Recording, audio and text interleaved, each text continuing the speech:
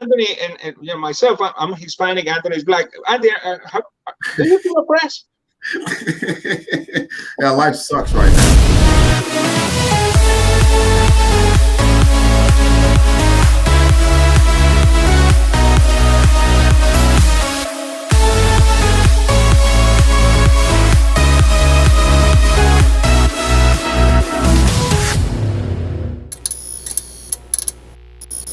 All right, folks.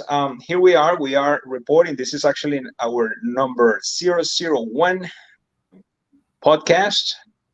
We're transmitting live from each of our locations, but basically we are the Alamance GOP News, and we are proud to actually bring to you the facts and news and you know everything that is happening in Alamance County regarding our political movements. Not only to you know, trash and make fun of our opponents. They're doing that themselves. Let's go, Brandon. You know, so basically, we want to do this in a regular basis in order for us to be able to know and able to exchange ideas and opinions in terms of everything that is happening in Alamance County, the political scene and social, and everything that we can actually help each other understanding the whole environment that we're living in when it comes to law and order and constitutional rights and things that you know many people say that they're not political. However, if you're not political, if you don't know about your politics, guess what? The political stuff, you know, will take over your life. So we're here basically to educate and to put our differences on the side and being able to educate one another. Okay, so tonight I have the pleasure to introduce you a guy that I consider my friend, my brother, and he's basically a leader in our community now. Without further introduction, Tony, tell us about yourself. What's going on, everybody? My name is Anthony Brooks. I am the leader of the Black Conservative Voices chapter in Alamance County. I've been in Graham for over 2 years. I'm a veteran of the United States Army, 15 years of service, happily married to a beautiful wife, Mamie Brooks. A lot of you have already met her already. Okay, so Anthony, tonight's can you read for us what's tonight's title for this podcast? Absolutely. Tonight's title is, one second, I got you. Tonight's title of tonight's conversation is What the Local Socialist Democratic Candidates Do Not Want You to Know. Okay, so basically, let's analyze a little bit, and we're gonna do this brief, all right? So we don't want to extend 45 minutes or an hour talking about the same subject. So basically, let's focus on what is it that your social democratic candidates don't want you to know here in Alamance County. Okay, the reason why we say that is because I've been talking to Anthony, I've been talking to some other people around, and it's noticeable that we are not only facing politicians or day-to-day people. These people are activists. Absolutely. Okay? These are people that they've been working hard with non-profit organizations. Okay, that they lean to the left, meaning right. They have more taste and the way how they move and the way how they interact and the way how they express. It's very, very socialistic, to say the least. All right. So I personally came from communism. All right. I came from Venezuela, South America. One of the richest places, one of the richest countries in the world, turned out to be crappy because the acceptance of social democratic movement, such as like we're seeing right now, United States of America, and everything turned down to basically nothing to less than crap. Okay, I'm sorry that I'm using this language, but it's the truth. Nowadays, in my country, in my former country, people are basically looking through garbage. Okay, in order for them to be able to feed themselves, you see kids, in the streets, not only begging but actually eating trash. Okay, in one of the richest places in the world that I still, have the biggest oil reserves in the world. So, what is that your local social democratic candidate doesn't want you to know? Okay, so what would be the first topic, Anthony? I want to talk about a real topic that I think is pretty much on the surface of all of this. Racial justice, or okay, social justice. Let's call it social justice. I think that's the biggest issue that we got going on. And when I say issue, not issue as in racial problems. I'm referring to the propaganda. And when people hear the word socialist, Omar, this is the problem I think that people are having. I see it all the time. They look at socialism as, oh, just one term. They don't understand that it consists of multiple different little things. And the multiple different little things that they see going around us today is actually socialism. And I don't think they're putting it all together. So what I want to do is take a really quick second and talk about how they're using the social justice as part of a takeover. Right. All right. Really quick. From what I see through the opposition candidates, okay, is basically spewing propaganda and piggybacking off a movement. And what I mean by that is look at some of the things that they're doing.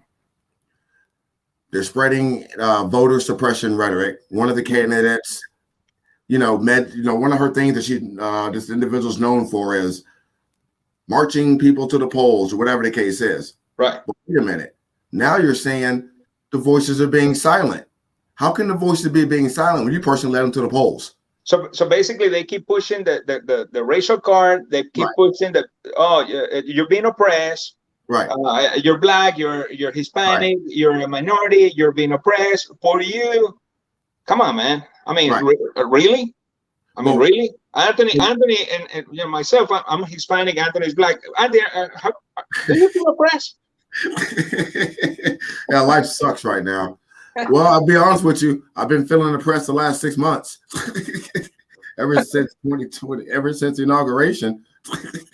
With this new administration putting gas, to the roof, and the price of food, and I mean, jobs are scarce, and come on, man, this is oppression. This is a real oppression. So I mean, social justice really in United States of America, when anybody can actually go to school, graduate, go, get a job in 2 weeks, you get a paycheck, you pay for rent, you get ahead.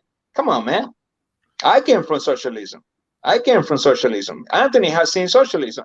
Anthony is a veteran, right, Anthony? Absolutely. So we've seen the consequences of socialism. So come on, this is part of an agenda.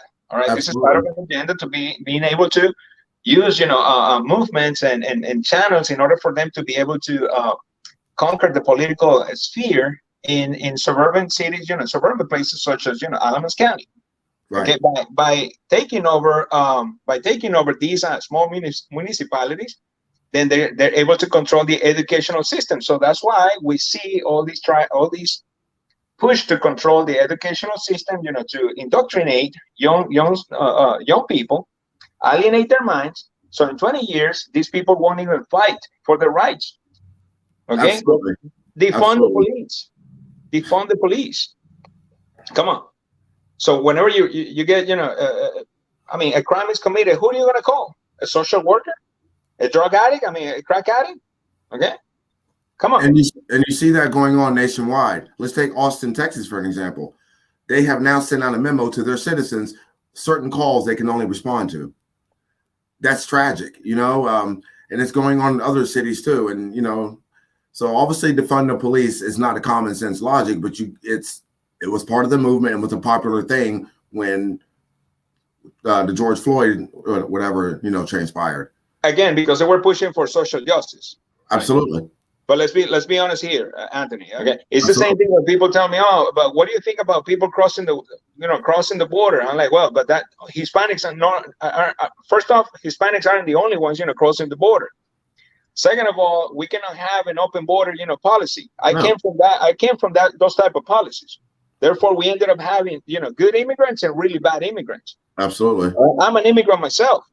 But in order for me to be here, I pay money. It was time. I invested a lot of money.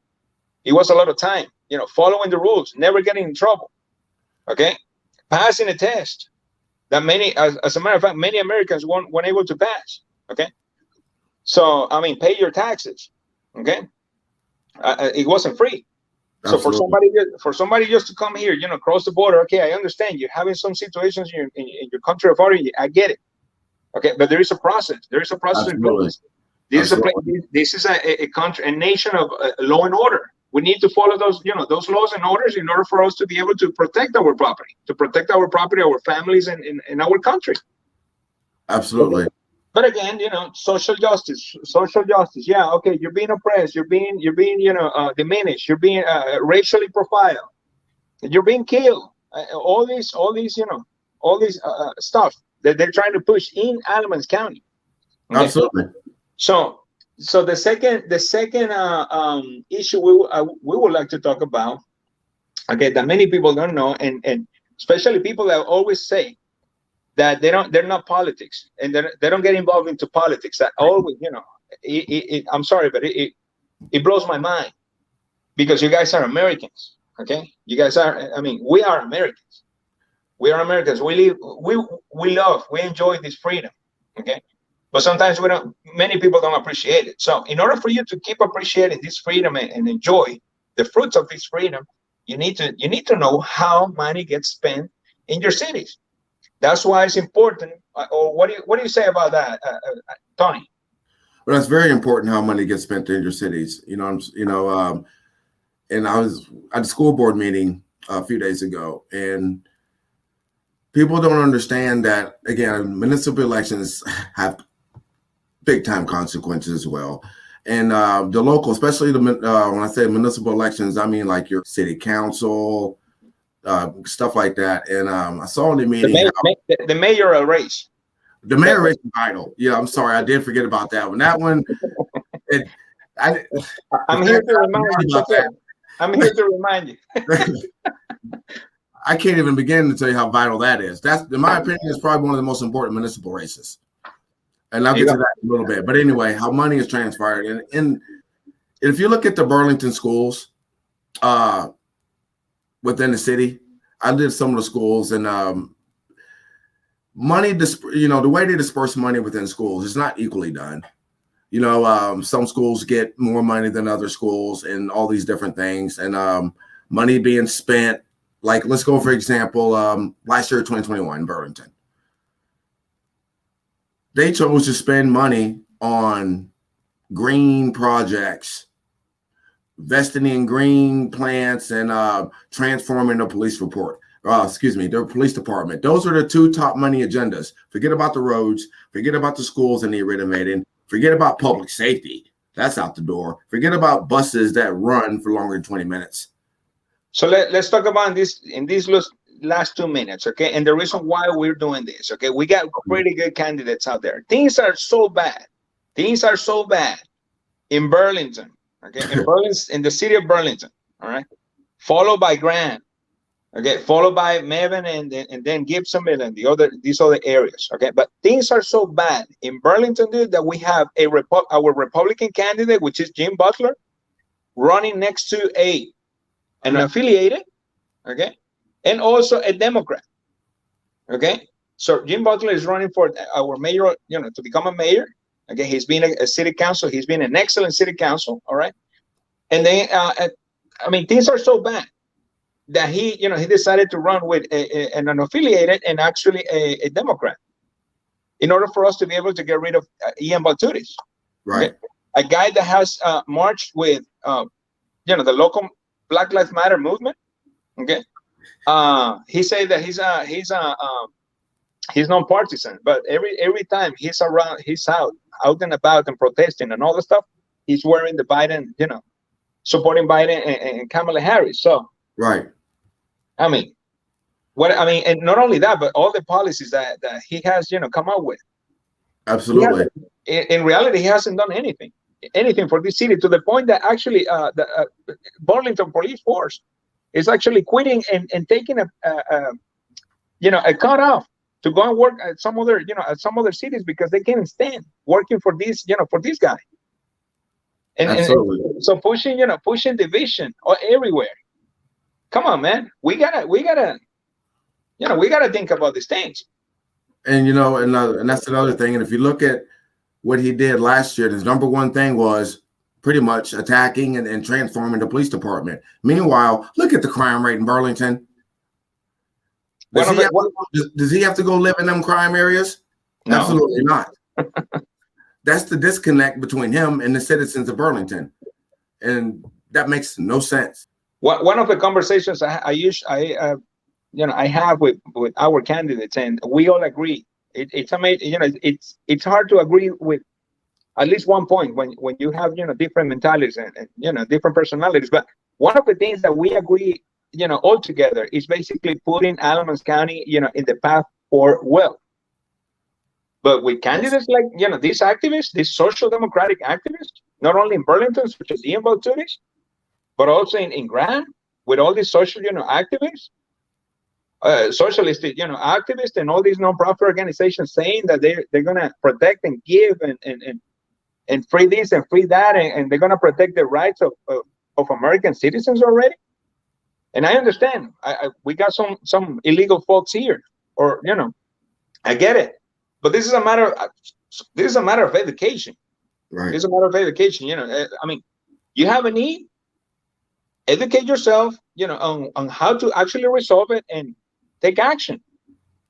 Okay, but for somebody to tell me, that you're gonna come and protect me, that you care for me, okay, nothing is free. There's nothing free out there. There is always an intention, and that's exactly what these American communists are bringing to the scene. I'm gonna keep calling them out, and this is actually how we're gonna start this podcast. Yes. To keep bringing the truth, to keep bringing people to the light, because the truth is, there's nothing more powerful than the truth. Okay, my father used to say the truth is like a roaring lion. It's like a wild lion. All you need to do is release it. It will defend itself. So that's what we're here for. Do you agree with that, Tony? Absolutely, sir. Gotcha. So we're here, guys. We're fighting. We're fighting the good fight. We need your help. We need volunteers to not only knock on doors, but making phone calls on the day of the polls.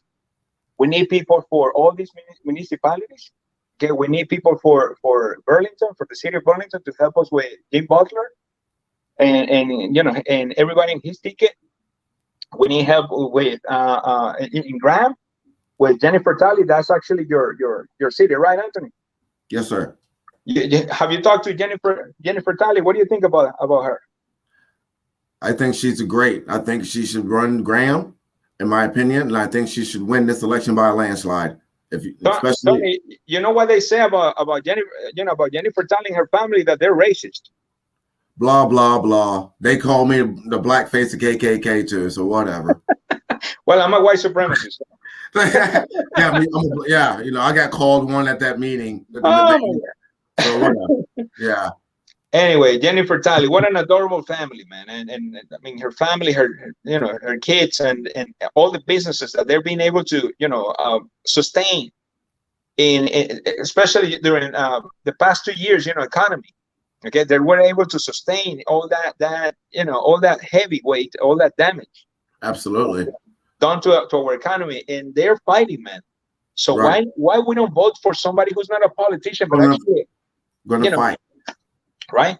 Absolutely. So on her ticket, we got Bobby Chin, we got Joy Pearson, and what else? We got Charles Lopez, representing the Latino community, but also the Republican Latino community in Mebane.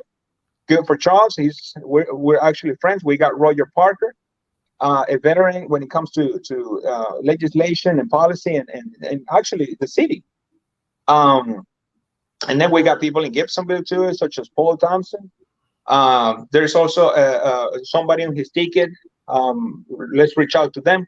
We're gonna go ahead and post, all the phone numbers and everybody that you need to contact in order for you guys to be able to help them out. All right, but we need volunteers. We need people that can be there, not only knocking doors, making phone calls, but actually at the voting centers on November 2nd, when it's the last day, when it's actually the election date for our municipal vote. So, guys, without further saying, Anthony, you want to add something else?